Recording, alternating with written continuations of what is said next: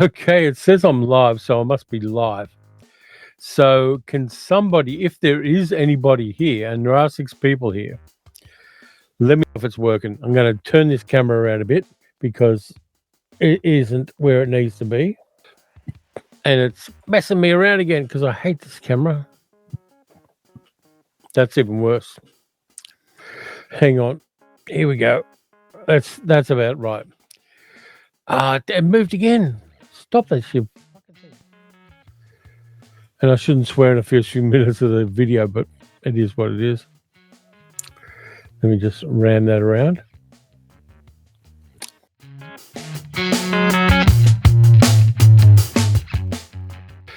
Hi, Peter. How you doing? Can you hear me okay? Is everybody happy? I've got tons of liquids today. I've got my St. Ali coffee mug. I've got mineral water. I've even got oolong tea from a Chinese grocery store. So I think I'll be caffeinated, and also I will be hydrated enough for the thing. Okay, sounds good. Thank you.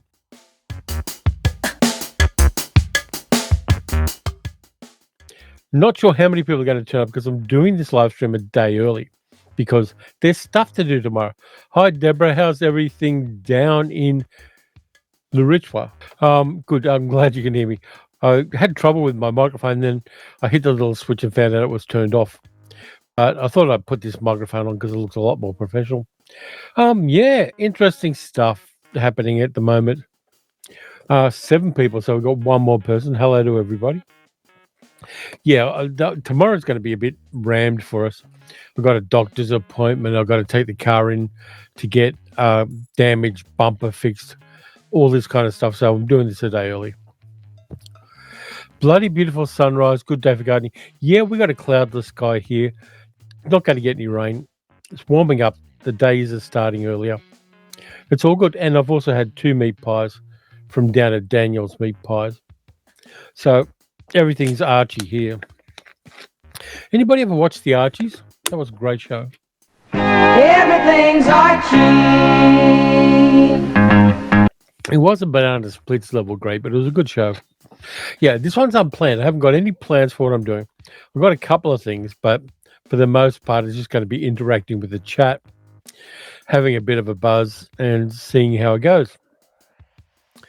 And also, I've had 4 hours sleep last night, so we'll see how we go.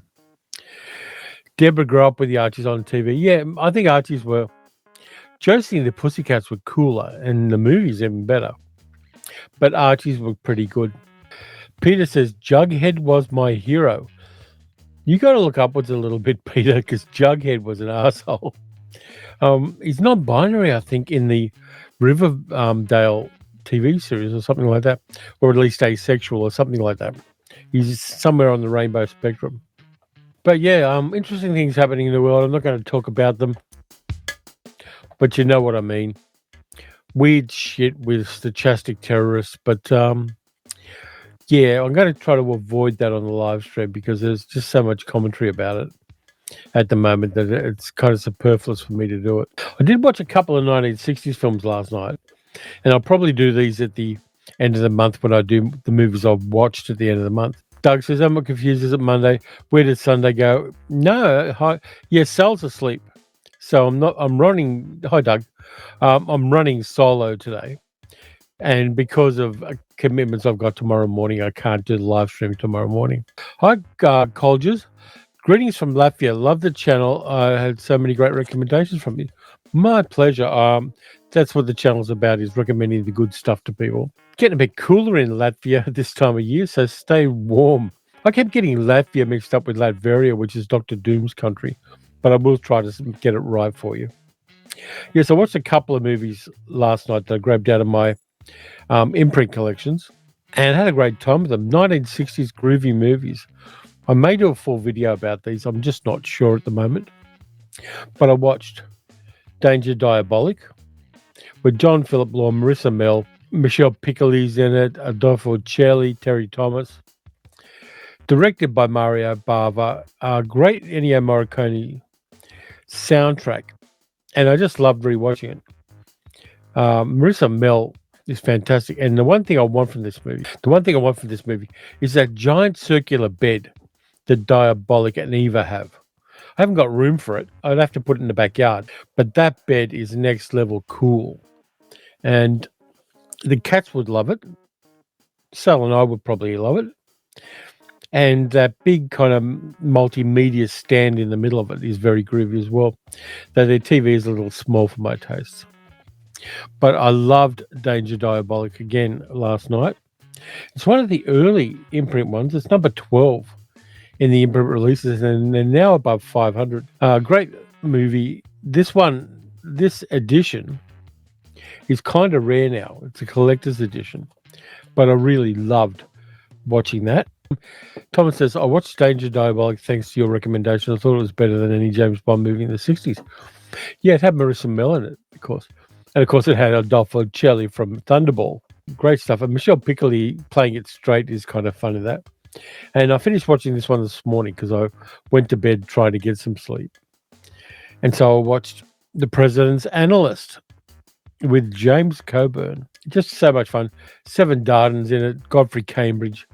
When was this one? This is number 42 in the imprint list. But I thought they were a good double feature. The thing I keep forgetting about The President's Analyst is that at its core, it's science fiction.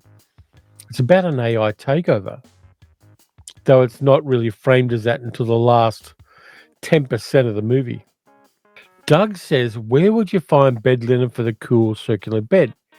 You get it from the guy who sells you the bed. And also you got the pillow problem because there are pillows all around the outside rim of that big circular bed, which is also a bit of a spiral. Incredible bed, though. And I wouldn't go with white sheets. I think I'd probably go with something like teal. I think a teal version of that bed would be fantastic. And I'd be up for that. Cats would like it. And in that big multimedia thing in the center, I'd put a bar fridge as well. I think what that bed is screaming for is a bar fridge full of snacks and drinks. But yeah, I enjoyed both of those. Really good fun. Very groovy 1960s. Deborah says, Boomer Doug, you can make your own bed linen or pay someone like me to do it for you. Yeah, that's the way to do it. You get a Tasmanian seamstress to do your linen for you. I always have trouble with pillows. It's hard for me to get a pillow I really like. And I usually go with a memory foam one so that I can scrunch it into the shape I want it to be. Pillows are a whole thing. I've got a couple of other pillows, but I bought them and they don't really suit me and they don't really go well with my neck. Doug says, I always wanted a bed with Matt Helmet, but dumped him in the giant bath. I wouldn't mind that one, particularly if it had Lovey Craves in it. But the problem I'd have with that is, what if the thing's short-circuited and you're having a sleep and it dumps you in the water and you drown? Hi, Renatus Jambara. How you doing? You're not particularly late. Let's see how far we're in. We're only 9 minutes into this debacle. Something I wanted to bounce off, chat, and it kind of is related to world events in a slightly oblique way. I got some comments on the channel about the last video, which I did about the long walk. And somebody complained that I was doing too much politics in the chat. Oh, sorry, in the video. And for me, this movie is really innately a very political movie. So I'm going to bring my beliefs in politics into my reviews of this.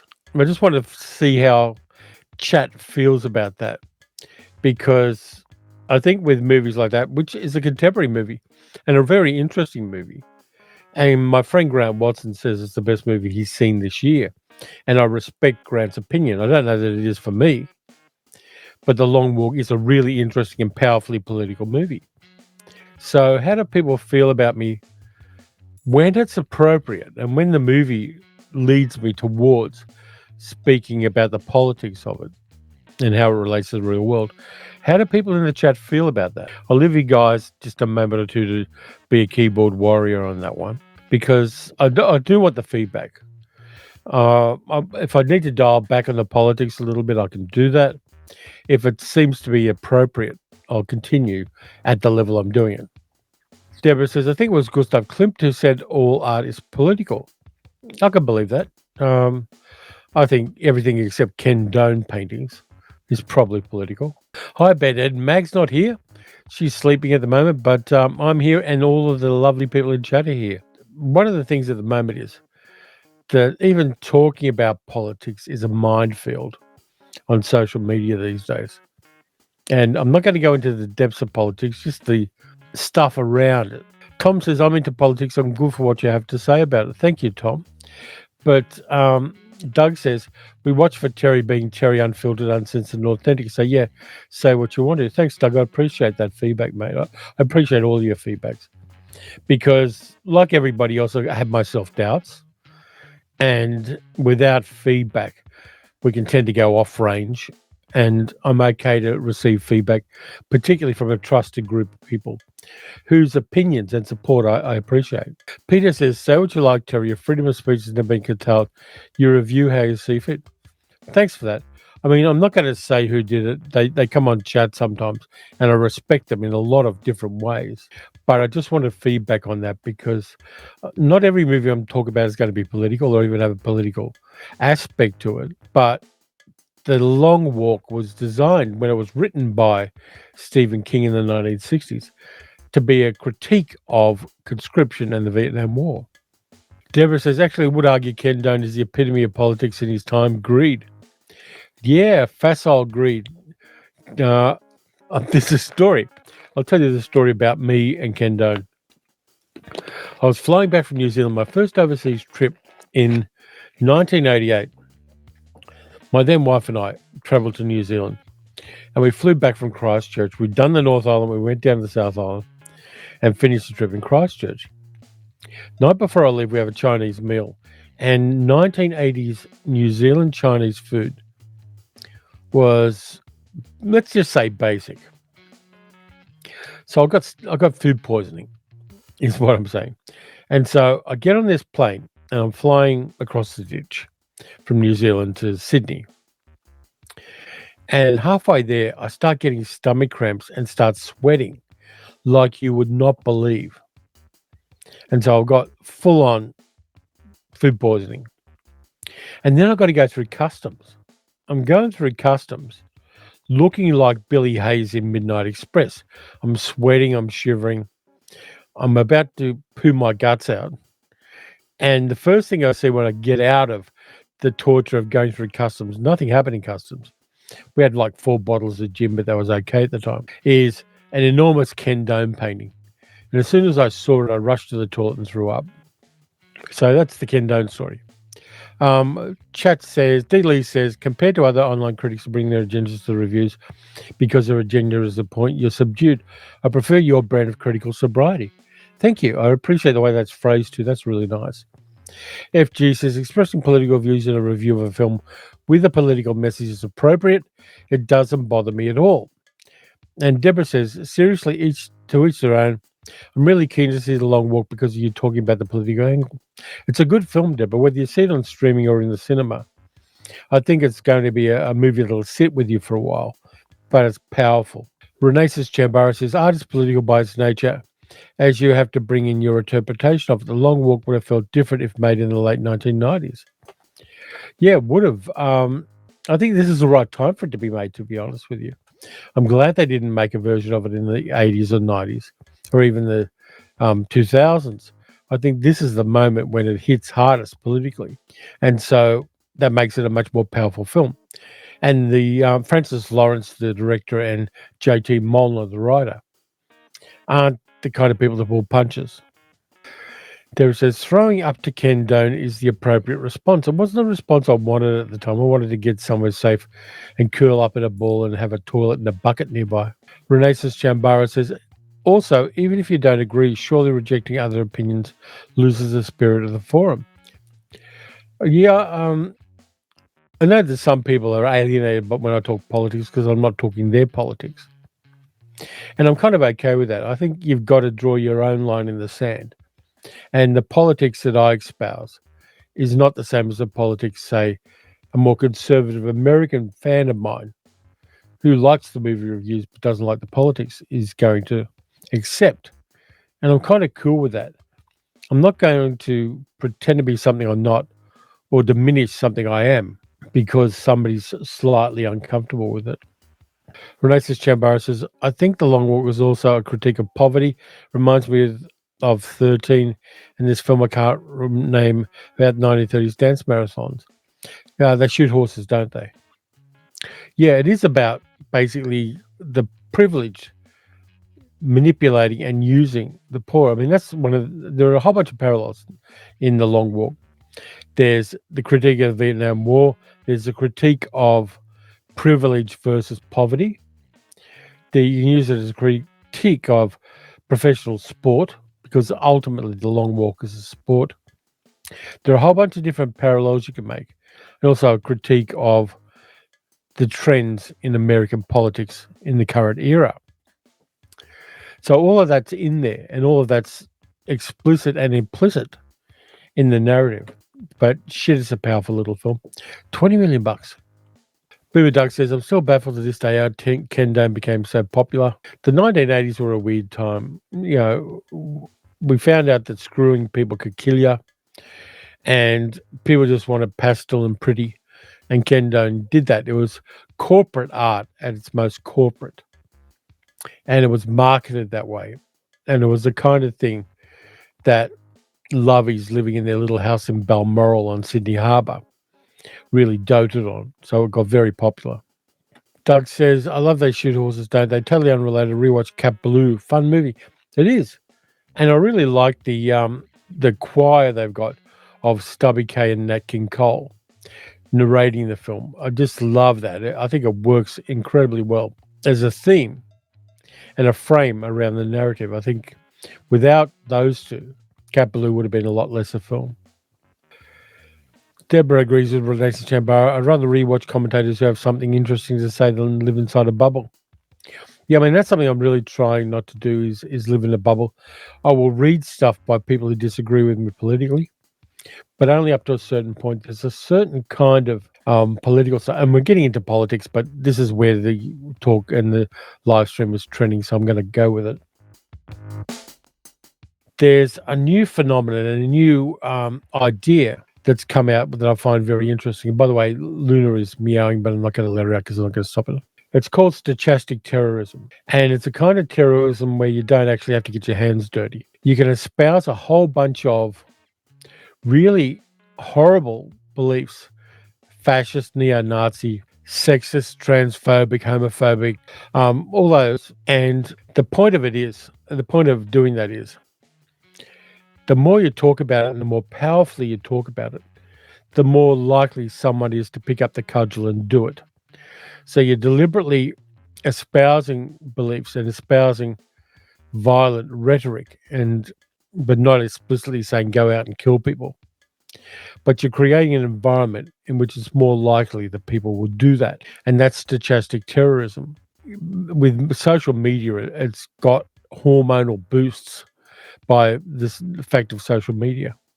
Dealey says dog whistle terrorism. Yeah, and essentially it is. What you're doing is you're encouraging people to act violently because they agree or they have been programmed by your talks. And people like the late Mr. Kirk, sorry. Not the late Mr. King, he was a good guy. The late Mr. Kirk was stochastic terrorists. And we have them in Australia. Pauline Hanson is. Jacinda Naparjimpa Price is here. Ralph Babbitt is. We've got stochastic terrorists in our parliaments. And that's a very worrying thing. It's something we've really got to find ways to combat. Deborah says, They Shoot Horses is a great movie. It is, and incredibly well acted. Renatus Chambara says, I suspect that the political lines aren't left, right, progressive, conservative, libertarian versus socialism now. I think it's nihilism versus altruism. Rhetoric has always been a weapon for good and bad. Yeah. There's an incredibly powerful thing that was said, I think, by Ben Chifley, who was a Labor politician in the 1940s here in Australia. And Chifley said, and he was talking about the Labor Party, but this is about this is about progressive politics, is that the point of progressive politics is to lead people toward a light on the hill, of a light of education, a light of safety and security, where they can aspire to being the best they can be. And the whole point of progressive politics is to make it easier for people to reach that light on the hill. And I think that's an incredibly powerful metaphor. And it's something I've always believed in, because I'm one of the people that needed help to get toward anything like a light on the hill. And it took me a long time to get it. But you're right, Renaissance Chambara. There are people who just want the world to burn so that they can sift through the ashes. And there are people who want the world to be better.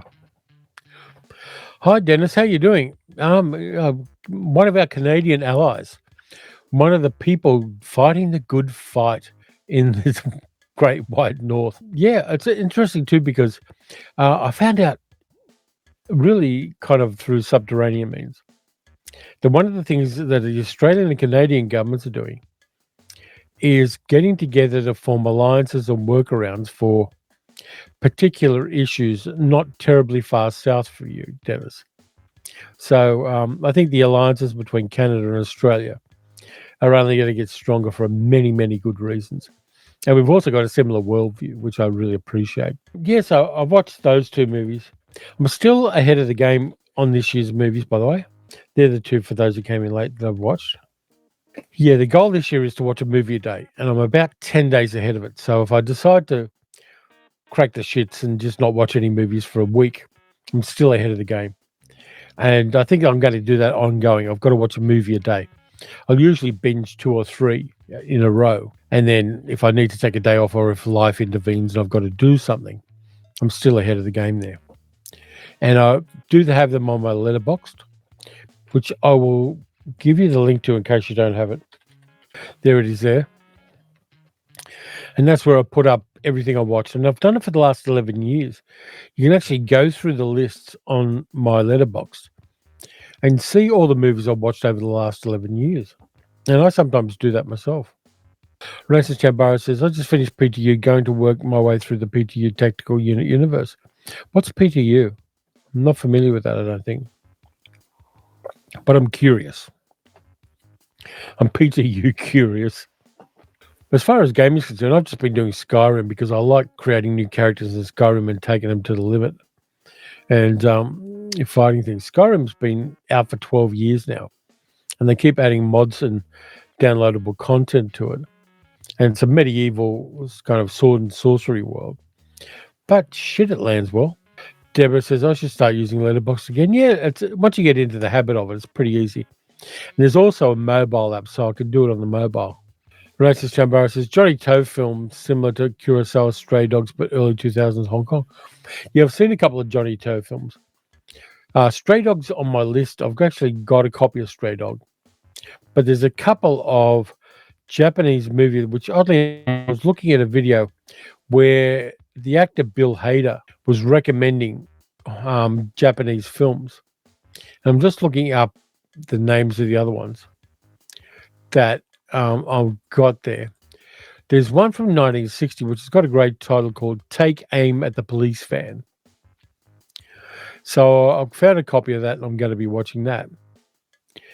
And I'm also going to watch Seijun Suzuki's Youth of the Beast, because I've got a copy of that as well. Deborah says, Skyrim is great, but Oblivion and Fallout New Vegas are my faves. Yeah, that's fair enough. I've got a copy of Oblivion for my Xbox, which is over here and is currently not in use because it's covered in stuff I've got to put away.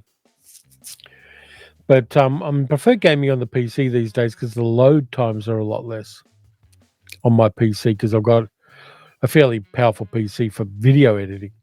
So if I put a game on there, the CPU and the GPU mean that the game loads faster. And that works for me. But yeah, Skyrim and Destiny are my two go-tos. There's a new Destiny DLC coming out in December. And I may throw my Christmas money. And yes, I still get Christmas money. Sal gives me Christmas money and I give her Christmas money to spend on what you like. And my in-laws give me Christmas money as well in a Christmas card. They used to do it in a Christmas card. But now we just do this thing where we tell them how much they got to spend. And they tell us how much we've got to spend. And we just spend the money. So we don't have to pay up for their Christmas money. But that then goes to our Christmas money. So I'm going to spend part of my Christmas money on the Destiny DLC that comes out in December. And that, of course, means I watch less movies and get fewer videos done. But that's the way it is.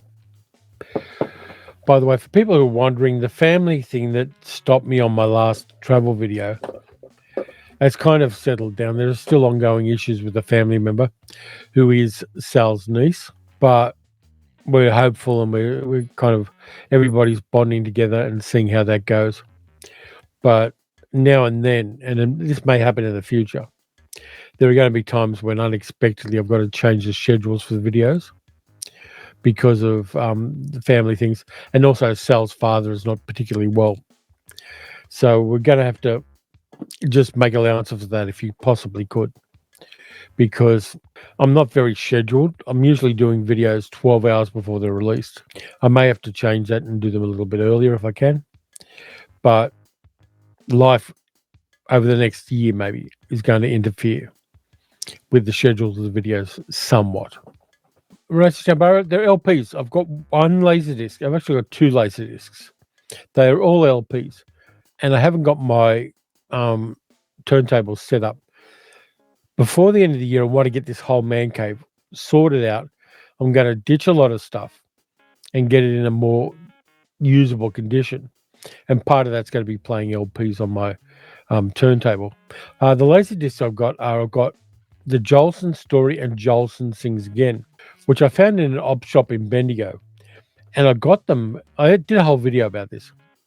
I got them from this op shop because I didn't want racist people who like actors wearing blackface to have them. So I've actually got them up in the back computer room. But I don't have a Laserdisc player. They weren't that big in Australia. But occasionally you'll see Laserdiscs. And they're usually only like $3 or $4 at op shops. And so I don't think I'd be adverse to picking up a few more. You guys can't see it, but there's a raven sitting up on the outside my window here. Dennis says, have I watched the recent Diabolic trilogy from the Minetti brothers? Kino Lorber just released it. Straight up takes from 3 of the comic book stories. No, I haven't, but Kino Lorber's expensive here, unfortunately. But I'm going to look out for them. I like Diabolic, and also all of those other 1960s fumetti and comic book adaptations. Deborah says, family comes first. Speaking of which, I'm going to bolt out here soon. My in-laws are coming around this morning. And Deborah, thanks for being part of the live stream for however long you're here. Doug says, thanks for the update on the family issues. I didn't want to intrude by asking. I'm glad it's settling a bit. Yeah, it's not the best, but on the other hand, we get to go across the other side of town, and in between everything, I get to hit op shops that I don't normally go to. So I'm trying to look for upsides. The other thing I'm obsessed with at the moment, and you know me, I do get obsessed with things, is in Chinese grocery stores, they've got self-heating meals where you've got rice and you've got a sauce with meat in it and things like that, and a topping. And there's this little sachet, like a canvas sachet full of chemicals, that you take it out of the bag, put it in the bottom of the box where all this stuff comes, pour water over it, and then put the rice, the water, and the packet with the sauce in it on top of it, and put the lid on. And this sachet, this canvas sachet, reacts with water and produces heat. And 15 minutes later, you got a hot meal. And I'm obsessed with them. They're all rice dishes, but I'm obsessed with something where the food and the packaging takes care of itself with the cooking.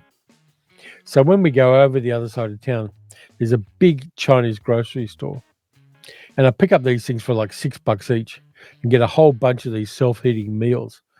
So when I want a light meal, I can just throw water in the bottom of it and it will make me a meal. Deborah says, before I go, thank you so much for recommending the Powell and Pressburger box set. It's set to arrive tomorrow. Great. Terrific. Glad you got it. Racist Chambara says, Laserdiscs were only really used for karaoke machines in the UK and Ireland. Saw lots of them when I used to live in Hong Kong, hence my love of Asian cinema. Cool. Dennis says, the new Diabolic is very different from Danger Diabolic. Amazing cinematography. And Monica Bellucci guest stars in 2 of them. I'm sold. You had me at Monica Bellucci. Racist Chambara says, you can also get them self-heating retort in camping meals, MREs. Yeah. I just love the fact that it's all self-contained, and I don't have to heat up anything, and I don't have to pull a tab and then have a whole bunch of charcoal burn. These ones are beautiful, better living through chemistry. Deborah says, "Be well, everyone, and keep kicking against the pricks wherever you are. We shall, and have fun with the in-laws." Phyllis is here. That food heating method sounds just like lime MREs here in the States. We ate them for weeks after Katrina. Yeah, I'm sure many people did. They're good. I mean, I like the way they work. And the chemicals break down easily. I think it's a calcium chemical of some kind. So it's not going to mess the environment. But I usually have a few of them in the cupboard. I've eaten them all. This week I just binged the buggers. But one of them has got lapchung, like Chinese sausage in it. And another one's got mushrooms. It's just a fun way of having food when you're busy. Usually I do it when I'm editing a video and I kind of got to spend the time here at the desk. And so I'll heat up one of those meals, set a 15-minute alarm, and then just go and grab it. Tom says, we call them sterno cans back in the day. Yeah, but these ones don't generate flame. They just generate pure chemical heat. And the water you pour over them steams the food. But yeah, I'm having fun with that. And also, picking up things like my oolong tea here. We've got a big one here too in Point Cook, biggest Asian grocery store in Melbourne. Doug says, you just blew my mind with self-eating meals. I need to see if Chinatown here in Adelaide has them. They may well do. And like I said, they're $6 each, so they're nothing really. They do have a very limited range of them, but having a couple in the cupboard when you just can't be stuffed cooking is not a bad thing. Got to be careful with this coffee too, because I went to Aldi and bought this coffee. It's from the Killer Coffee Company, and it's really highly caffeinated, like super caffeinated coffee beans. And so I made myself a pour-over coffee in my St. Ali mug. I've got to watch my heart rate, so I'm going to be careful about only drinking one of these a day. And I kept finding new and weird little things like that, like the self-heating meals, like the oolong tea.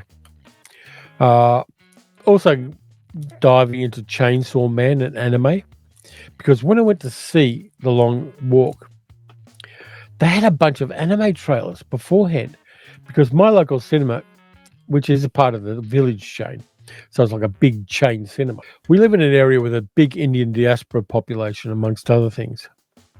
And so you get tons of Bollywood and Tollywood action films showing at the cinema, along with all of the big Fantastic Fours and all the rest of it. But you also get anime movies, the original video animation movies. And they had a Chainsaw Man movie that I want to go and see at my cinema, because Chainsaw Man's just a mad concept. It's about this guy who's half human, half demon. And when he turns into a demon, he's got a head with a shape like an enormous chainsaw. And he is recruited by a demon hunter to help kill demons. It's just crazy. And I've seen some episodes of the series, just like I've seen One Punch Man. I love One Punch Man. But I may get back into anime a little bit and have a bit of fun with that. Renaissance Chambara says, you like caffeine, dry Lipton's Hong Kong style milk tea. I'll put it in an Earl Grey tea bag as well for flavour. Yeah, Sal's big on the milk tea. She picks those up at the Asian grocery stores. I kind of like them, but I'm more a coffee kind of guy.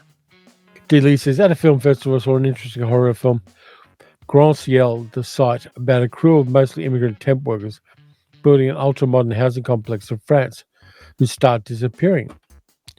That sounds cool. Sounds like an alien invasion one, because Grand Ciel is what? Big sky? Yeah, I mean, you got to keep your eyes out for particularly French, German, Scandinavian genre movies, because they do it differently than the Americans. The plot beats are different. So you go into the movie and you're expecting the usual 3-act structure plot beats. And a French horror movie or a German horror movie or a Scandinavian horror movie don't have the same plot beats. And so you get surprised more by the movies. And I'm very much in favour of that. Renessa Chambara says, how much are cinema tickets there? I'm paying 14 quid to go and see a rerun of Blade Runner a week Monday. It's complex for me because I'm a member of the Australian Film Critics Association. So I've got a card and I buy an annual membership from the association, which also lets me network with some of the coolest people in the business. And I don't pay for tickets. So Sal and I are paying for the tickets. We're going to see the original Invisible Man and the Invisible Man Returns at the Astor. I think for those ones we paid $21. And it's more complicated too, because if I was to pay for any tickets, I get a concession for being a pensioner, all that kind of stuff. A lot of people don't go to the cinema much anymore because prices are still a little high. But because I've got that get out of jail free card, I can go and see movies with no charge. For instance, I went and saw The Long Walk at my local, and I just showed them the card. I tell them it's a media comp. I sign my signature and put my name down on a receipt, and they give me a free ticket, which is something a teenage me would have loved. That teenage me would have thought that I achieved the peak of human existence if it had known that at my age I get to go to the cinema for nothing and I get to review things.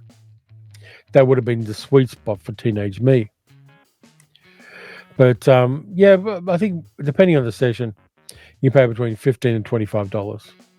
And if you go to somewhere like Gold Class, where they have the big reclining seats and they serve food to you while you're watching the movie, I think if you shop right, it's about $30. But next Saturday, we're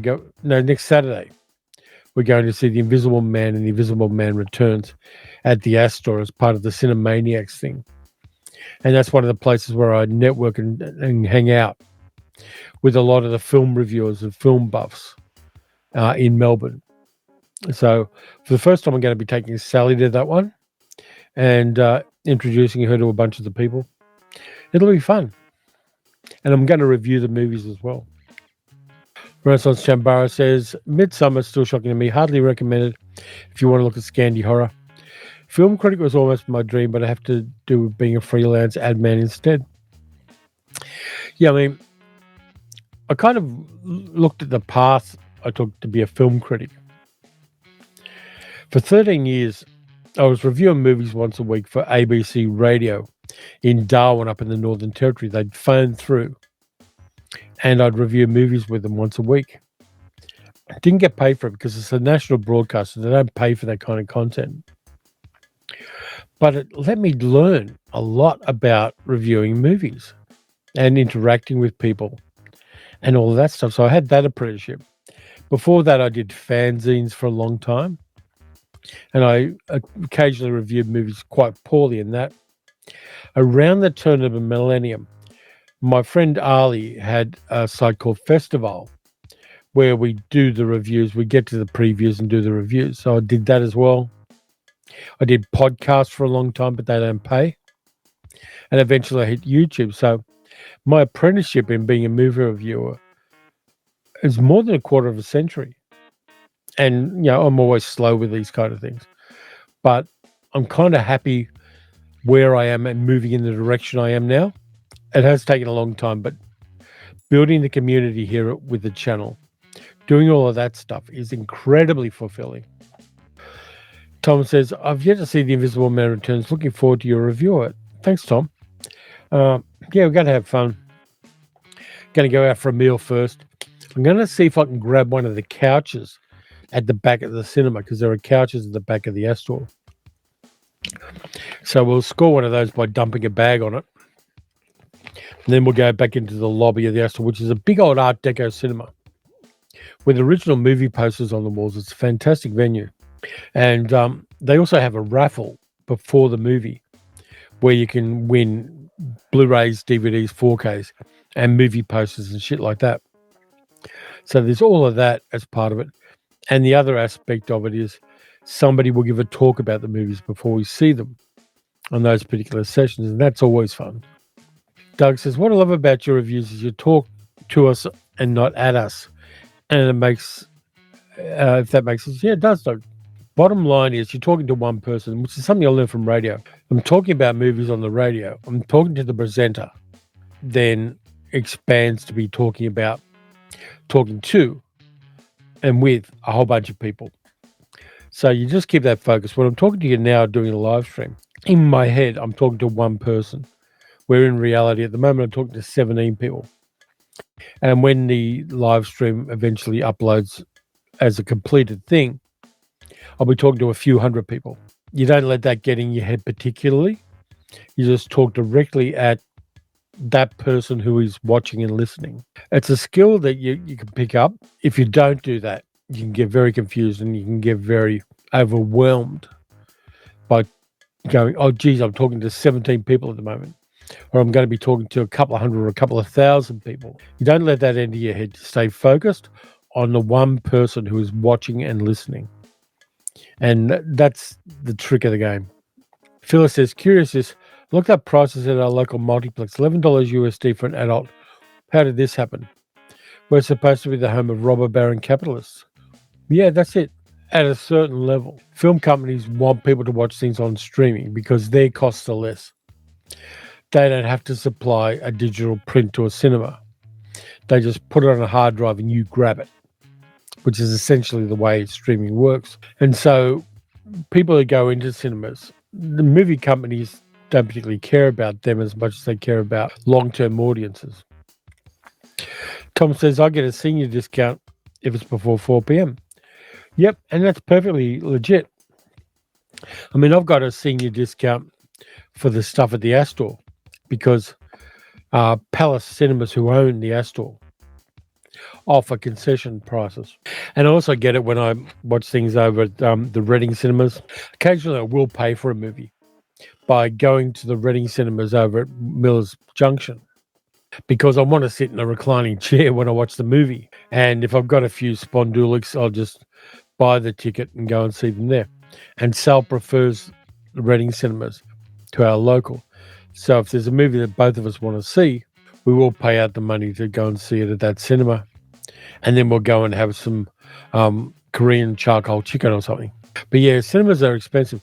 I mean, back when I was a teenager and I was working full-time in factories at 15, I used to leave work about 3:34 because we had an early start. So the working day ended at 3:30 or 4. I'd get on a train, go into the city of Sydney, and even on my paltry wages, I'd watch 2 or 3 movies and get home at midnight and then get up at 5 o'clock in the morning to go back to work.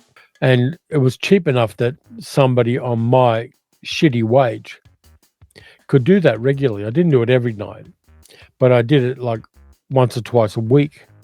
And prices were less. But then Australia was a very marginal market for a lot of movies in those days. But it did let me see a whole bunch of good films, some of which I wasn't supposed to see legally because with the R rating, they weren't supposed to allow people under 18 into certain films like Boxcar Bertha, Scorsese's Boxcar Bertha. But nobody cared. And even though the law said you got to be 18, you just ask for the ticket and give it and deepen your voice a little bit. And even at 15, I was getting into R-rated movies a lot and seeing all sorts of unseemly films at a very impressionable age. Doug says, my problem now at the age of 68 is I go to the cinema and even if the movie's good, I bloody take a nana nap and miss half the movie. For me, caffeination works, Doug. And also because I'm reviewing the thing, I kind of maintain focus. Like I was seeing The Long Walk, and while I was watching it and really enjoying it and really seeing it hit the notes, I was making notes in my mind for it, which helped. Brian says, it would be neat if your Blu-ray the President's Annals has the deleted scene of Schaefer meeting his lover Nan, seemingly by chance in a 1960s style underground movie. Unfortunately, it doesn't, but I'd still enjoy the film. I just love the way Kropotkin, played by Seven Darden, interacts with Godfrey Cambridge's character. The two spies, one American, one Russian, one black, one white, are basically brothers. Kropotkin says, my country's getting more capitalist, yours is getting more socialist. We're going to meet in the middle someday anyway. Renata Sambara says, before going to uni, I used to work shifts. I would go to the Odeon during the day after shift for £3.30 GBP. Go home, sleep, get up at DJ at a local bar. Sleep a few more hours and then work again. Yeah. I had a job once where I worked 30 hours non-stop once a week. basically throwing local newspapers out of a truck. And we worked from Tuesday night till Thursday morning. And I could do that when I was 16 years old. Thomas says, back in 1960, admission to kids was only 35 cents for a triple feature. Yeah, when I was seeing double features when I was a small kid up at the Regal Theatre in Liverpool, I think it was about 80 cents for a double feature. And then you could spend the rest of $5, there'd be 2 or 3 kids, spend the rest of the $5 on lollies or ice creams. There's a whole story about me watching movies as a kid, which I should put into a video. I think that there might be something useful there, though it does get into the unsavory circumstances of my childhood a little bit. Sydney, I think I might do that and actually go to the locations. I did a video a long time ago about walking around the places I grew up, and that I would like to redo in a slightly different way. And at some stage I will get up to Sydney, but it's just a matter of when. And I'll couch surf at my sister's place and my brother-in-law's place and get a few videos under my belt. By the way, is anybody liking the second channel, the travel channel I'm doing? I'm still learning how to do that. And editing it is always a bit of a weird thing because I go, why did I film that bit? And why didn't I film that bit? And why didn't I say something here? It's a big learning curve, the way this channel was a big learning curve when I started it. But I kind of like getting out of the house and just doing stuff. Yeah, Renace's Chambara, I've got a second channel. It's called Terry Travels. Give me a sec, I'll give you the link. There you go. Yeah, well, I just basically travel around locally. Doug loves Terry Travels. I genuinely feel like I'm there with you. That's the whole thing. I'm trying to make it as immersive as I can. And the fact that I've got a good camera on a gimbal, and I will show you my camera, and a decent mic, and it's shooting in 4K 30 frames a second, it really adds to the quality of the videos. Brian says, I will never forget Godfrey Cambridge's story in the first day of school in The President's Analyst. It will stay with me forever. Yeah, it's such a good story and incredibly well told. Godfrey Cambridge was such an adept actor. We lost him far too early. He had a heart condition. But shit, he's good in that. Renee Chambara, subscribe, thanks. But here's the camera. It's a DJI Osmo Pocket, and it's a fantastic little camera. Hang on. Now you can see what I'm seeing, kind of, sort of. But it's a fantastic camera. It's nice and light. And my other one broke, as I told people on the channel. And I've got this one now. I'm going to, at some stage, get the other one repaired. But, I mean, with this, you can just put in your pocket. It's got a lanyard, lapel mic, which hooks up to it through Bluetooth. Actually, it doesn't use Bluetooth. It uses proprietary linking to the camera. And so I can have that up here or attached to me. After a while, you just forget the mic's there and just talk with the camera. And it's just such a wonderful, useful tool. And it was designed specifically for YouTubers and vloggers. It's a great camera. I love it. It just does everything I needed to do. And I'm a bit more careful with it than I was with the last one, which fell off a tripod because I hadn't clipped it down properly to the tripod. So is there any questions people have? We'll do a bit of an Ask Me Anything because I will answer anything at all. But yeah, the Osmo Pocket, it's not cheap, but it does everything I needed to do. Now, I'm not using an Osmo Pocket for this because I've got a good webcam up here. And that really works for me, which is actually the Insta360 link. Tom says, have I seen Honey Don't yet? No, I haven't. But I will see it because I kind of like what Ethan Cohen's doing. Was it Joel Cohen? I like what they're doing. Brian likes the travel videos also. Good. I'm trying to build an audience with that. And of course, it is slow. You never build them fast unless you're a pretty woman having a mukbang. I'm happy to go with the process of building the audience for that. Renata Chambara says, watching this channel makes me think that Australia does better on disc releases than the UK now. I use a region-free disc player and end up buying a lot from the US and Asian edition instead. It depends because I know that in the UK there's a ton of good DVD stuff at op shops because Richard, who's a friend of the channel, Dick Powers, has his own channel and he gets such great British releases on DVD from op shops for like £1 each. and I'm intensely jealous of him and what he does there. Every country has a specialty. Places like Powerhouse in the UK are doing great releases, and 88 Films and all of those kind of companies are doing great releases. It does vary, and Australia, with the boutique labels like Umbrella and Imprint, are just releasing some fantastic stuff with tons of extras and tons of additions to them, and tons of things that give you more info about the movies. There is a lot of that there, and it's a very international market for those things. So it helps the balance of trade for Australia to have companies like Imprint and Umbrella. But there are still a lot of companies doing great work elsewhere. Ethan Cohen says, Tom, okay, Ethan Cohen. Doug says, I often wonder when you do your travel videos and other videos, I watch people really seem to react to the camera. Is it maybe because they're so discreet and they don't see the camera? It is a small camera. It's a lot less in your face than somebody with a big camera. If I've got a little camera like that, it's just like that. But if I've got a full-on camera, which I have a couple of, it's like that. And also people are more used to people vlogging now, and they just accept it. And I appreciate that they do. It's a different world than it was, say, 3 or 4 years ago. And particularly when I'm in the city or in somewhere close into town, people don't mind the vlogging. I mean, I don't linger on people. I tend to steer the camera away from children because I don't want that to be a part of it. I try to be discreet when people are walking past me and all that kind of stuff. So there is a bit of an art to it, but inevitably you're going to get people in the background. I try to make them part of the scene rather than going, hey, look at that person. And I think that works. Brian says, I haven't seen Uluru yet. No, I haven't. I wouldn't mind going to there. You can get fairly cheap flights, but accommodation is really expensive.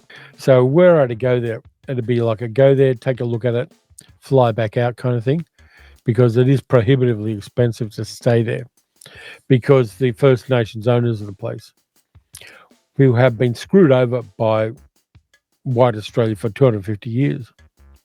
I don't mind them getting money back, but I just don't have the money at the moment to do that.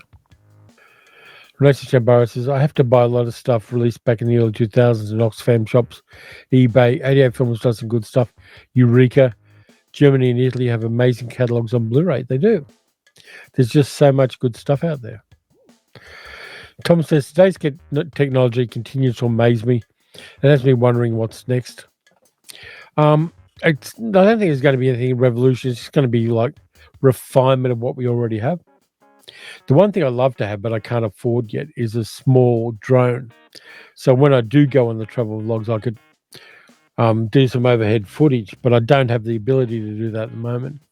But it is on the long-term ideas for that channel, is to get like a $400 drone and lift it up above the land so people can see the land a lot more clearly on the travel vlogs. By the way, if anybody wants to help with that, super chats are available on the live stream. Arasa Chambara says, I deal with influencers for work. Some of the biggest problems I have in vlogging here is having the gear snatched out of their hands by e-bike bandits. That's why I've got the lanyard for the Osmo. You're not going to grab it without taking my whole arm.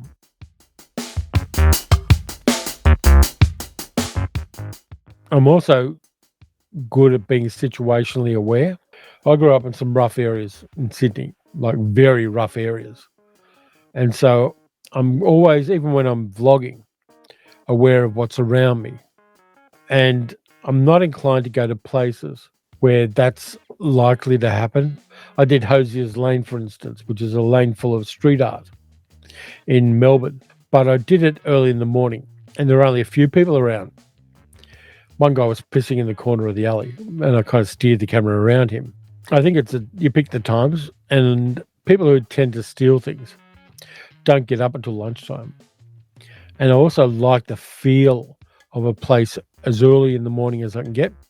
Not necessarily golden hour, which is chef's kiss, the best, but getting somewhere before the crowds are there, getting somewhere before people are awake, entering in those kind of crepuscular and liminal times just works better for me. I like places before most of the yobs are awake. And so that tends to be less of a problem for me. Doug says, there is a good channel called HW Tours based in Sydney. Very authentic, like Terry Travels. Worth a look. Thanks. Tom says, you got what we call street smarts that saved me from a carjacking a few years ago. You got to develop that. I mean, when I was a teenager, I used to go through King's Cross in Sydney at nighttime, like 2 a.m. nighttime, which is the most dangerous time to be there. It was run by crims like Abe Saffron. It was the red light district of Sydney. It was the tourist centre of Sydney. It was full of strip clubs and bars and pizza joints and other things. I was smart enough to go, okay, I'm sticking to the bright lights. I'll go down that alley in the daytime, but there's no way I'll go down that alley at nighttime. I'll go around that side street in the daytime, but not at nighttime. There's enough interesting stuff on the bright light parts. So it was just having your spidey sense working for you. And I think that's an easier task for somebody who grew up in a very rough area where you learn it from almost from childhood. And I got king hit by a guy when I was a kid. And I had one of my front teeth knocked sideways. They hollowed it out and took the nerve out and all that kind of thing. And my teeth are bad, so I'm not going to show you. But after that, I really upped my situational awareness because that's just the nature of things. It's horrible. You have to gain those skills, but like a lot of other skills, they're useful to have when you need them. It's like when I was a kid, I spent almost the whole summer learning how to throw a knife. And I threw it into fence palings, like wooden fence palings in the backyard. And I could still throw knives accurately. Not over vast distances, but I can do it. Ramzar, thank you for being a part of this, Ramzar. US $4.99, which is about $1,200 Australian. Thank you, mate. Appreciate that. Oh, hang on. Super chats get the fart gun.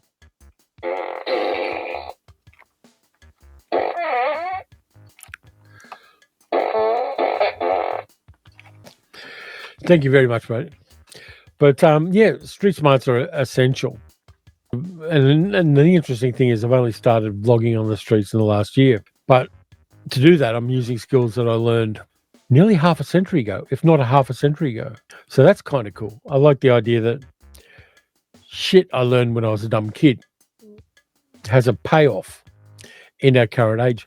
I mean, I went through St Kilda, which not the parts of St Kilda I went through in my last video, but further west of that is a very dodgy area at night. Very touristy now. It's not as interesting as it used to be. But I want to do a walking vlog through St Kilda at some stage. But I'm going to do it in the daytime because at night time, even if I do have the situational awareness and the street smarts, I'm not going to do it at night. Ramzar says, more about movies and TV shows, less personal politics. Thank you. And that's just little old me. Ramzar, we may disagree about some things political, but we'll keep talking about movies. I think I'm learning to accept diversity in opinion when people are of goodwill. Yeah, you can disagree with the politics stuff. It's going to inevitably come up in some videos, but not all of them. And I appreciate you sticking around as well. Brian says, when I was a boy, saw a documentary where children were educated by radio and remote sheep stations in Australia. Yeah, kids did that a lot. I've been to some of those places, but it kind of it was almost like they would talk on the radio to their teacher and to the other students. And it was almost like a primitive internet. It was a small social network, an educational network for kids. And some of the radios were actually pedal powered. So somebody would have to pedal to power the batteries for the radios. And they did that all across Australia. And it was a internet for those small school communities. Peter says, the old Daniel Boone show inspired a generation of knife-throwing kids. Nah, for me, it was Willie Garvin. Phyllis says, oh no, the secret of the mummy's tomb. Renaissance Jambara, £5 UK money. Thank you very much. Hang on. Got to go with the fart gun.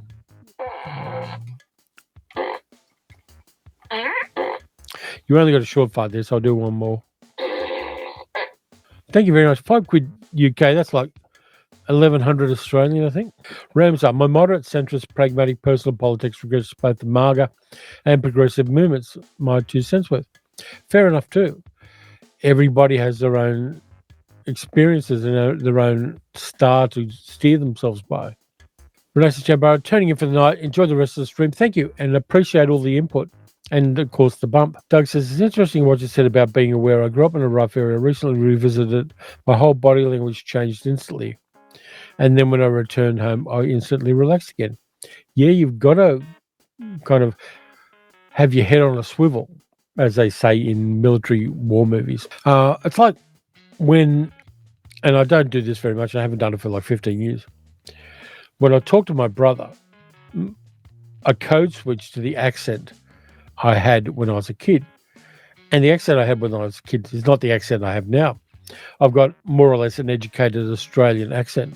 And I grew up with a working class accent. But in my 20s, when I was hanging out with university educated people and people from different backgrounds, my accent switched, and I can code switch between my birth accent and the accent I use now. I can't do it easily these days, but I can still do it. And so when people of colour talk about code switching between black communities and when they're interacting with white people, at a certain level, I can totally understand that. I do it myself. I've done it myself. I did get a little bit of feedback where people from my old environment would say, stop talking posh. And I'm not. It's just that the voices I hear and the people I interact with always influence your accent. It's like when I went to America for 6 weeks in 98. I found out that I could get away with just going, yeah, no. And people would think I was an American. So I was like a spy. I could pretend to be something I wasn't. But yeah, accents are a weird thing. There's one guy I watch on YouTube, and I don't think I'm going to watch him much more. He's a Scottish guy with a thick Glaswegian accent. I'm not going to discontinue my subscription with him for that. I think he does what he does quite badly and doesn't improve it. I kind of like the fact that I can watch things where people have thick accents. And the more you do that, the more your ear tunes to the ability to understand and instantly pass a different accent. I mean, there are a number of Scottish vloggers I listen to. There are English ones from all over England. There are American ones. There are Kiwi ones. There are people from Canada. I think the more we listen, the more we are able to comprehend different accents. And I think that's such a useful thing, which rolls over into movies as well. Having that ability to understand and instantly go with a number of accents makes it easier to watch certain kinds of movies. Rams, I said, 77th Emmy Awards is on Sunday, which is tomorrow, Motto. Both Severance and Studio for Apple TV are in the running. Like the Wall Street Journal said, workplace anxiety makes good TV. Yeah, well, having been someone who lived with workplace anxiety for 50 years, it might make good TV, but it makes a shit life. Tom says there are some great YouTube channels that explore American and British accents. Very entertaining, yeah. And for me, some of the best travel vloggers I know are Scotsmen. There's Steve Marsh. There's Planes, Trains, Everything. There are also some bloggers from up the north in the UK. I'm so envious of people in England, Scotland, Ireland, and Wales. You guys can spend $60 and get to another country on another continent. So envious of that because I looked at airfares around here. It costs you a lot just to get to Sydney or Adelaide by plane. To get to New Zealand, it costs you twice that. And anywhere else, it's like $700 or $800, which is one of the reasons why I want to eventually get to the stage of monetizing the travel channel. Because once I start getting a bit of dough for that channel, I can travel further afield. Though there is an interstate trip I want to make on that channel in the next few weeks, maybe months, where I can get to another state for $5 by train. And I'm going to do that. But then the timing works that I've got to get accommodation when I get to that state. And that's where the expense comes in. Doug says, not quite code switching, but my partner laughs when she sees me talking to someone who, shall we say, is very Aussie. She says I go all blokey, which is not me at all. Yeah, we tend to do that, Doug, where if you're talking to somebody with a broad Australian accent, you do code switch. It is code switching. And you do that to make them feel more comfortable and to increase the bandwidth of the communication. I do it when I go to country towns and buy things in pie shops. It might not sound different to people who aren't Australian, but a broad Australian accent and an educated, more or less Australian accent. I love the fact are very different. I love the fact that I've got a somewhat educated Australian accent, even though I left school at 15 and educated myself pretty much. That amuses me a little bit. I'm going to open up one of the oolong teas and have a little bit of oolong tea.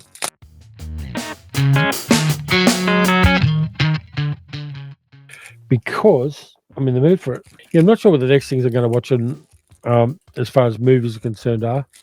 I may go into the archive up in the back room and find some stuff. Or I may find some stuff online. That's not bad. It's not sweetened, no sugar. And I prefer unsweetened teas. Let's see. I think I've got some things in the hard drive I should watch. There's a Hammer film called The Glass Tomb that I found a somewhat bad copy of. Yeah, there's a few things here on the hard drive I want to watch. So I may well do that. Phyllis says, code switching in other climes fits that idea of what we call the grey man. Fit in and be non-threatening. It works for us. It's like that travel thing as well. And this is a cliche, but I think it works. If you're going to travel, be a traveller, not a tourist. I won't go on guided tours of things. We never have, Sal and I, because we want to just ramble around and look at random shit. And I've got a supernatural power that you could dump me in a city by parachute. In fact, that'd be fun. But if you dump me in a city with a parachute, within 10 minutes, I'll find the red light district without even trying. It's not that I'm looking for red light districts. It's just that somehow, 10 minutes after hitting a city, I'll find a red light district. And I don't know why, but I've done it in New Zealand. I did it in Paris. I did it in London. I've done it in a number of cities. I did it in Adelaide. I did it in Canberra. I did it in Darwin. I can find a red light district blindfolded. Not that I avail myself of the services of the charming ladies there, but I will find a red light district without ever trying to. But yeah, being a traveller, I think you can't go past Anthony Bourdain's idea, where he said, if you're going to find a pub, don't go to the bar that's attached to the hotel you're staying in. Ask the people who work in the hotel where they go to drink after work, and then go to that place, because it's going to be a much better place. It's going to be cheaper, and it's going to have a lot more atmosphere and a lot more fun to it than a generic hotel bar. And I kind of like that idea. I might try that next time I'm anywhere and just ask the people who work at a place, where do you go for dinner? I think there's a lot to be said for stepping out of the tourist narrative and going randomly places. I mean, back when Sal and I went to Paris, the one time we went to Paris in 2004, we wandered around for a while because we were jet lagged.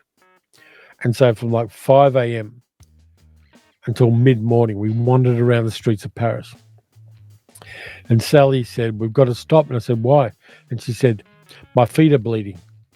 She wore the wrong kind of shoes, but I was having such fun. She didn't want to interrupt me having great fun in Paris. And we had to find a pharmacy and get her bandages and scissors and elastic bandages and all sorts of stuff like that for her feet. But the thing is, we traveled around randomly. We went from the Place Vendôme to Pigalle. We went along the Seine. We did like 9 hours of just rambling through a city with the smell of freshly baked croissants in our nose. Fantastic time. Is everybody getting an ad, or are you still awake there? Hello, chat. Hello, Clem Fandango. Can you hear me? Anybody watch Toast of London? As everybody is probably aware, Doug says, technical question. I'm trying to plug up the code to do a live stream on YouTube. Do you need to do it via third party, or can you just do it from YouTube Studio? Do it through YouTube Studio, Doug. You can do it through OBS and other things, but there's a learning curve on that. And but do it through YouTube Studio. It's the simplest way. Eventually, I may go into OBS, and I've been fiddling with it, but I haven't really learned it. But just do it is the way to go, Doug. If it flubs, it flubs, and you'll learn from it, and you'll do it again, and it'll be more successful. Just go with it. Phyllis says, we're awake, just low functioning at the present. Yeah, time zones mess people up. Do I also enjoy watching silent movies? Tom says, yeah, I do. I mean, I want to watch the, which ones is it? The Vampires. I want to watch that. That's a silent film. And I want to watch the Silent Phantomas films and things like that. I've got them on disc. I just haven't got around to them. And there's also some Ernst Lubitsch silence I've got that I really should watch. Peter says, all good, just recovering from the heavy metal festival I went to last night. I'll bet your ears are still ringing, Peter. I had such ringing ears when I went to see Henry Rollins in St Kilda. And we sat on the beach for hours afterwards to come down. And my ears rang for 3 days afterwards. Ramsar says, I'm late in my watching Japanese movies for most of the 50s. Watched 2 by Mizoguchi, 4 by Kurosawa. So I'm watching before, more of both, and also Ozu. Ozu, incredible filmmaker. I've got a couple more of his movies apart from Tokyo Story that are sitting on the coffee table waiting for me, and I really should get to them. I think I've got Autumn Equinox or something like that. I think that's what it's called. But I've got a couple of really good Ozu movies I want to watch. Brian says, I like Toast of London. It was a good thing to see a show about acting and actors. Toast of London is great. Tom says, Don 1 1926 is a pretty good one. Estelle Taylor is incredible in it. Yeah, I've seen clips, but I haven't seen the whole thing. By the way, there's a big scandal at the moment in the UK. As people know, J.K. Rowling is a piece of shit. She's actively working against and giving shit to trans people. And I have a number of trans friends. They're doing this Harry Potter TV series because the cash cow has to be milked. And what's disappointing a lot of people is the number of actors, including Matt Berry from Toast of London, who are on board with being a part of that, implicitly giving support to J.K. Rowling. I'm not good with that. I think that somebody who is so actively punching downward to people who need our respect and support, it's just disappointing the number of actors I like who are being a part of that particular organisation. Peter says, Asphalt is an excellent 1920s German silent movie on Tubi. Thanks for that, Peter. I'm going to open a link to Tubi and just add it to my list. Hang on. There it is. Okay, add to my list. Don't stop. Add to my list. Okay, shut up, you. Okay, there you go. Ramsar says, Sancho the Bailiff, directed by Kenji Mizoguchi, is fantastic. I've got Sancho the Bailiff. I haven't watched it yet. Doug says, I love Tubi, so many hidden gems. Yeah, I should do another Tubi recommendation video, I think. Not all of them are going to be on Tubi in the same country, but there's still going to be recommendations people can have a go for. By the way, we're getting such a wonderfully sunny day outside. And my Manchurian pear tree in the front yard is full of white flowers and the leaves are starting to come out. So seasons are changing in the good way for us. But yeah, Tubi is so much fun. And I like the fact that they're very sparing on the number of ads they put in. Something like SBS On Demand, which is one of our national broadcasters, has ads. And they do them a lot more than Tubi does, which is a bit of a shame. Thomas says, I watched The Leech Woman 1958 the other day. It's like an earlier version of The Substance. It is. I'm going to rewatch The Leech Woman because it's a good film. It really is fun. I'm going to put my feet up now. Got a cushion under the desk where I can put my feet up. Yeah, The Leech Woman's good. And The Wasp Woman. That'd be a good double feature, The Wasp Woman and The Leech Woman. Yeah, that'll work. And they're both not particularly long films. Very similar in theme. I'll bet The Leech Woman's on Tubi. I will check later on. Any other recommendations people have got?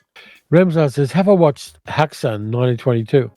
It's one of those essential art house movies. HBO Max has an excellent selection of classic movies, including many from Janus and Criterion. I have watched Taxi and I got a copy of it as well. That's a wonderfully weird movie. Um, just that kind of expression, the style of it, and the set design, and the riskayness of it. And I'm always big for risque movies. It's something different and it's something special and something unique. In some ways, it reminds me of Faust, the silent version of Faust. It's got a little bit of that feel, but so much more so.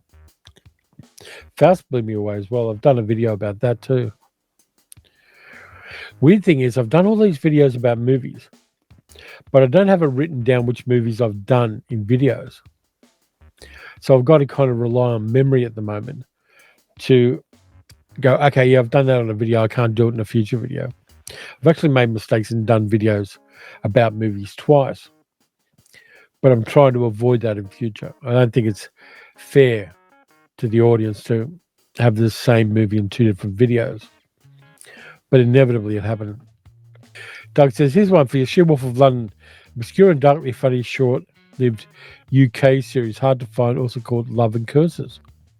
She-Wolf of London I like. Has that got June Lockhart in it? I think it might. From the late 1940s. Yeah, werewolf movies are fun. I want to go back and rewatch The Howling. Sequels of that aren't as good, even the one here in Australia with Marcello. But the original version of The Howling just works.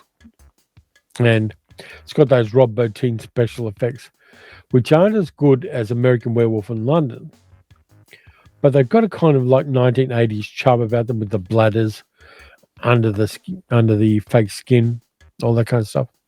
Peter says, Buster Keaton's a general on Tubi is a must-see. I've seen the general. I love it. Tom says, I have the She-Wolf of London on a grey market box set. It's not the movie from 1946. Okay. She-Wolf is a 1980s TV show. No big names in it. That's interesting. I'll have to keep the chat there and find it. There was a werewolf series in the 1970s too with Chuck Connors playing the bad werewolf in it. I also want to rewatch Kolchak the Night Stalker series. The two television movies I like, and I've got them on Blu-ray. But I might want to revisit the series at some stage. Ramsar says, create a list on Letterboxd. I have created many, for instance, I'll create one. Best movies of 1977 ranked. If I was going to do a best movies of 1977, I'd deliberately leave out Star Wars just to piss off people. But that's the way I am. One thing I want to do in a video is I've actually got John Baxter's biography of George Lucas. And the original ideas George Lucas had for Star Wars are simply fucking crazy. Crazy bad. Because Star Wars only exists because George Lucas couldn't get the rights to Flash Gordon.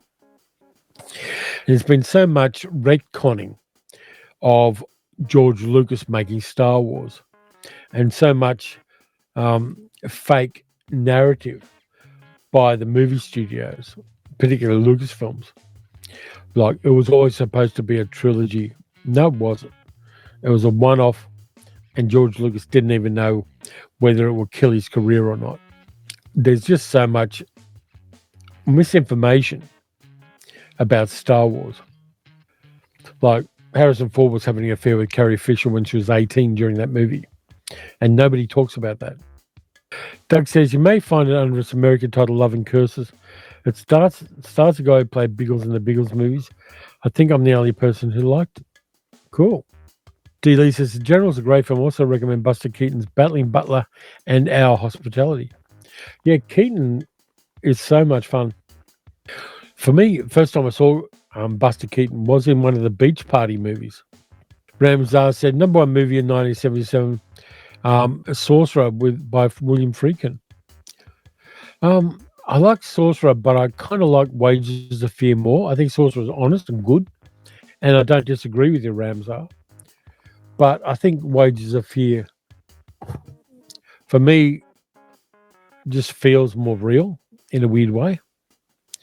Hi, Cinema Dave Media. Nice to catch a live stream. Hope you're doing well. Yeah, we're doing fine here. Hope You and Jesse doing good too. It's good to see you putting out vids again. And people should check out Dave's channel as well. Tom says, Boomer Doug, I watched it twice. It played the theme for laughs and works well. Yeah, just so much good backfilling we can do with series and stuff. All good there, says Dave, even though it's getting autumnal where you are. I'm really going to have to dig into... I've got some hard drives full of stuff I've downloaded. And I look through the hard drives and go, yep, there's some good stuff there. There's some really good stuff there. Wages of Fear is on Tubi, but unfortunately not subtitles, says Bennett. I've got the disc, so I'm kind of set up for that. But I love the fact that someone like Yves Montand is in Wages of Fear. And like Eddie Constantine, Yves Montand started out as a song and dance man in the cabarets of Paris and ends up making all of these gritty movies. Kind of like that arc. Ramsar said, both Wages of Fear and Sorcerer are excellent. Personally, I prefer Sorcerer. Yeah, I mean, that's perfectly valid, Ramsar. But for me, I like Wages of Fear. D. Lee says, you could say that George Lucas wanted to be Jean-Luc Godard, but ended up being Walt Disney. I'm not sure he wanted to be Jean-Luc Godard particularly, even though THX 1138 does have a little bit of Alphaville about it. Yeah, he ended up being Walt Disney in the worst way, selling Lucasfilms to Disney. Even though it did... I mean, I'm not as pissed off with that as I am with Marvel being sold to Disney, because I think Disney's sticky fingers have diminished what Marvel can do. By the way, if you haven't watched it, Season 2 of Peacemaker is really fun. I'm enjoying that series enormously. I'm a big James Gunn fan, and there's a new episode out in a day or two. I'm looking forward to that. This is a silent bit I'm going to cut out of the re-edit. The other thing I do, by the way, in case people are wondering, is I will go through the live stream after I've finished it and do an annotated, edited version, which I'll upload to the main channel. It's a little bit easier for people if I do that, and I can cut out all of the glitches and the silences, and also put up some graphics of the stuff we're talking about. And I kind of like doing that. And also it gets a slight bump on the live stream. Even though it's not as interactive as the live stream, it still gets some help. By the way, I was going to mention this. If people use YouTube on mobile, there's a new thing where you can hype a video. When you bring up YouTube on a mobile phone and you've got the first comment that comes up there, if you swipe left on that, there's a button that comes up called hype. And if you like a particular video, you can press hype, and that then means that video gets sent to more people. It's a new thing YouTube's done. It's only on mobile at the moment. But if you feel like it and you're fiddling around with your mobile, you can always hype a video to a mine if you want to help the channel. Doug says, I just found She-Wolf of London on YouTube. Just type in the title followed by TV series. Someone has uploaded it, and all of you will love it. Cool. What am I going to do after this live stream? I'm just trying to work out what I'm going to watch.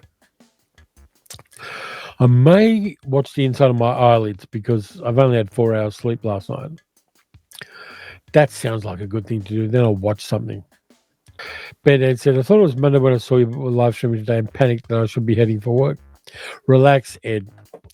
I'm doing this a day early because tomorrow I've got to take the car in to get some bumps repaired on it.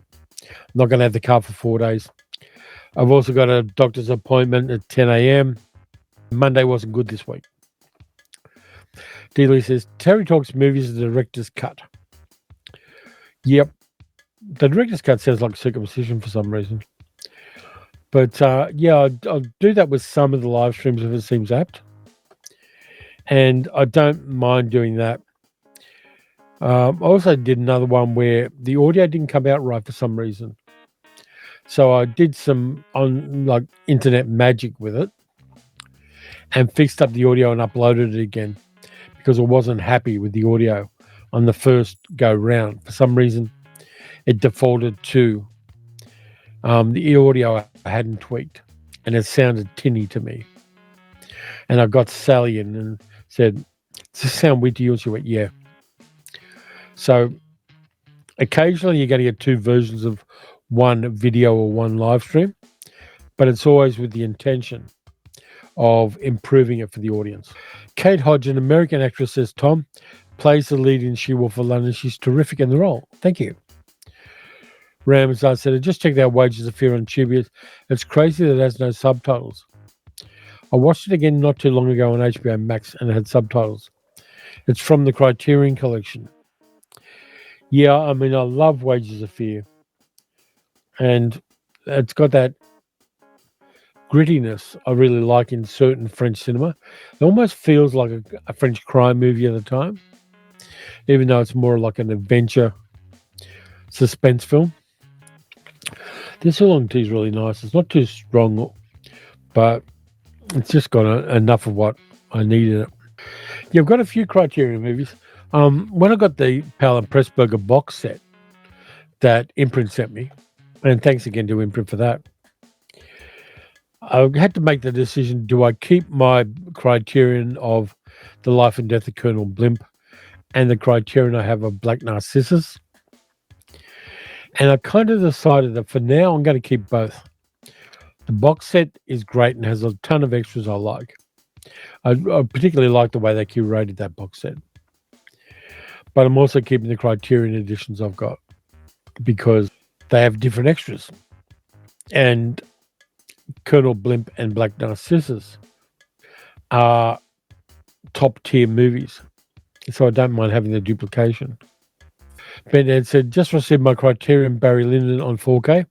That's my Sunday set." Yeah, why not? I'm not particularly a fan of Barry Lyndon. I mean, technically I like it, but Ryan O'Neill's not an actor I've got a lot of time for. But I appreciate the quality of Barry Lyndon without liking it, if you know what I mean. D. says, "Hell Drivers is a film very influenced by Wages of Fear. That's good. And has a cast of actors who are going to be TV and film icons." Yeah. I've talked about Hell Drivers on the channel. I mean, you know, you got going upwards, you got David McCallum, you got Patrick McGowan, you got Stanley Baker in there, you got Sean Connery, you got Sid James, William Hartnell. Just a crazy ensemble where they basically decided to put a whole bunch of Wolverines into a pot and slam the lid on it and make a movie. Hell Drivers is just such an underrated small film. And it shows that casting is just so crucial to a movie. And having all of these swinging dicks in one movie is just amazing. And the story is good too, about workers being exploited by management, a universal theme. And I really like Herbert Lom's in it as well. I like Herbert Lom in Hell Drivers as well. Just an amazing film. And again, it's one of those movies I saw late at night on TV and went, "Fuck, this is good." Ramsar said, "I think the Imprint PMP ones are in 4K. No, they're not. They're Blu-ray, but it's the extras and the contextualization that I like. I have the ones from Criterion. They're only Blu-ray. Colonel Blimp, Black Narcissus, Red Shoes. Great colors. Absolutely. I want to get Tales of Hoffman in a better quality, in a better quality copy than I have. I've just got the DVD of it, but I still love the movie and I'll still watch the DVD. But I'm hoping that the second Powell and Pressburger set that Imprint will inevitably do will have Tales of Hoffman on Blu-ray.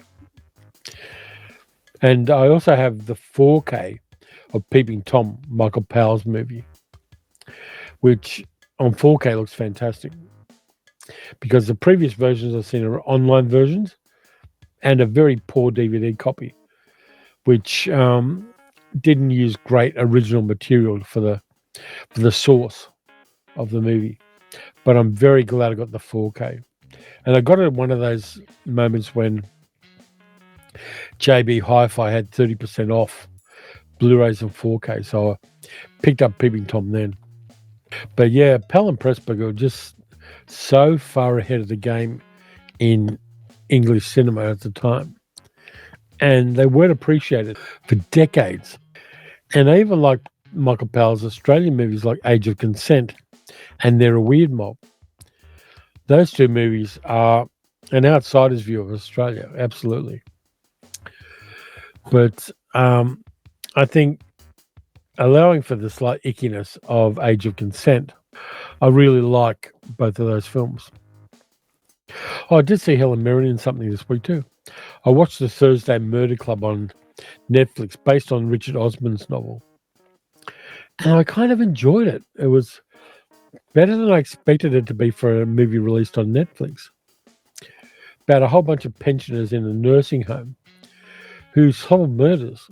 Kind of like Only Murders in the Building, but different.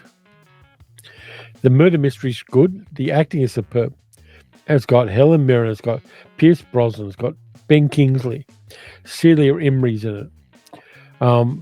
Paul Freeman from Raiders of the Lost Ark's in there as well.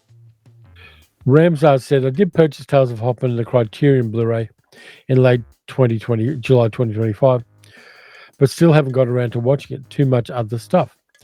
Too much other stuff should be on a t-shirt.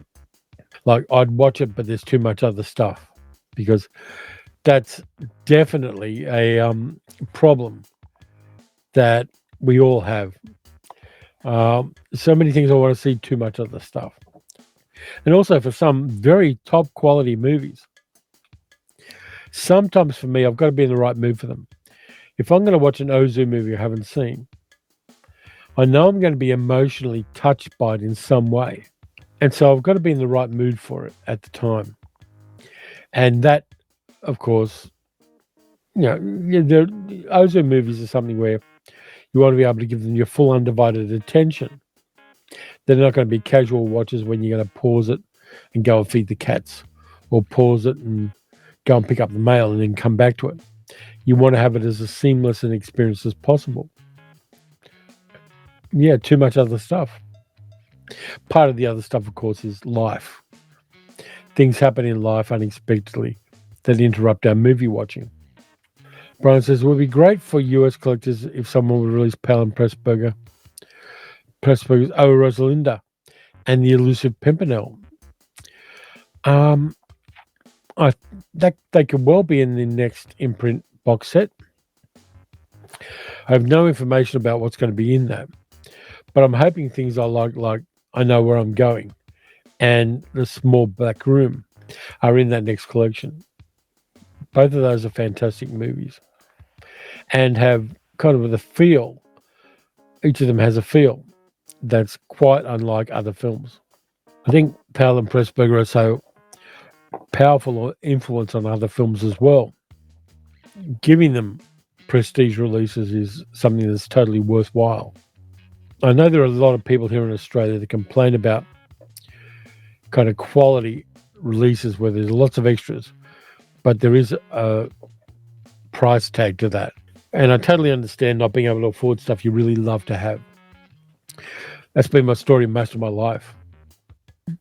Pick carefully and put your pennies away while having within your collection a curated lot of movies that are unequaled anywhere else.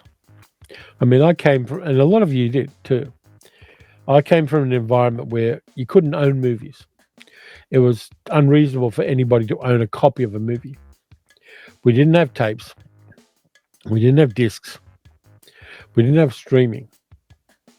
And the only way you could watch a movie is be in front of your TV in that one moment every 2 years when it shows up on TV, or go to a cinema miles and miles and miles away at the one time that movie's showing in that cinema. I did that with Hammer horror films in Sydney. I went 40 kilometres on public transport across town to see Hammer horror films in Bondi Junction when I lived at Liverpool. So I've got just such an appreciation of being able to own a movie, let alone a room full of them, that every now and then I kind of count my blessings on that. Ramzar says, Yasujiro Ozu was incredible. Died way too early at 60, like Stanley Baker at 48. Yeah, Stanley Baker died because of smoking, unfortunately.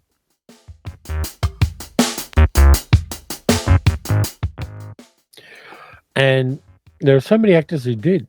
I mean, Bogart was only 57 when he died because of smoking. If he had have lived, he would have been the perfect person to play Noah Cross in Chinatown. And he would have only been in his early 70s. But rather than John Huston playing Cross in Chinatown, there's an alternate universe somewhere where Bogart gave up smoking and nailed that character. You could tell he had the chops to do it. You just look at the Cane Mutiny. But unfortunately, because of that addiction to nicotine, we lost too many people too bloody soon. Yeah, Ramsey says way too much smoking and drinking back then. Yeah, Bogey would have been better. I agree.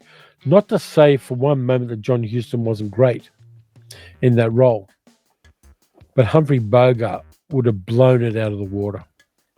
Dennis says, I gave you a shout out on a comment I made on to Robert Meyer Burnett via John Campea's show when he mentioned he just got the science fiction Deefa box set. That box set is great. I just love that box set of Deefa movies. Peter says, yeah, I was born then waiting for the TV guide to come out to see what Bill Collins and Deadly Ernest were showing. Yeah, that struggle was real. From a movie buff's point of view, we live in a golden age.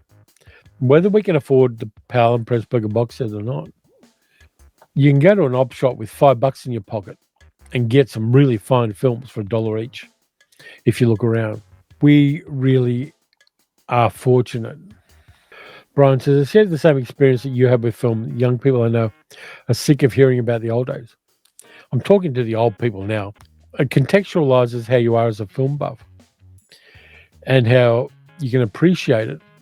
What I can compare it to is there was a time in my teenage years when I had no food and I couldn't eat for 5 days. And I went through so many emotional roller coasters during those 5 days when everybody I saw on the street had a full belly and mine was rumbling and I shed weight and my body started eating my muscles. And then my unemployment check came through and I could buy food. And so I've always had a different relationship to food after that. And as my size can tell you, I appreciate it a lot more than I did when I was young. By the way, Dennis, thank you for that shout out. Yeah, so movies are the same. The fact that we were on a starvation diet of movies in our formative years makes our approach to cinema a lot different than younger people's. Ramsey said, looking forward to my midday doubleheader coming Tuesday, The Long Walk and Downton Abbey grand finale. The latter is what you easily dismissed as wealth propaganda. Yeah, that's not for me, but I hope you enjoy it. Seriously. Downton Abbey is not my jam at all, but I appreciate a lot of people do like it. Doug said, I sent a link to your Patreon for She-Wolf of London. Genuinely think you'll love the show. I would love to see you do a video on it. Thanks, Doug. I'll check it out. Not sure if I'll do a video on it, but I appreciate the effort. Yeah, just so much. So is there anything? We've got 5 minutes to go. Any last minute questions, any last minute things people want to say before we wrap this little bugger up? Just trying to think what I want to watch next. Dennis says, No Hawley's Alien Earth is the chef's kiss, and Foundation Series 3 finale was a jaw dropper. Foundation is renewed for Series 4. I've got to watch Foundation. Haven't watched it yet, but I really should dip into it. Phyllis says, when will Luna get a shot at editing? When she's evolved about 5 million years, which is not likely. She doesn't have the attention span for editing. Occasionally when I'm trying to edit, she will jump up on me here and sit and interrupt my editing, but that's the extent of it. Tom says, where am I taking you to next on the Travel Channel? There's a couple of possibilities. I want to do a walk along the local river here at Werribee and see if I can spot a platypus or something.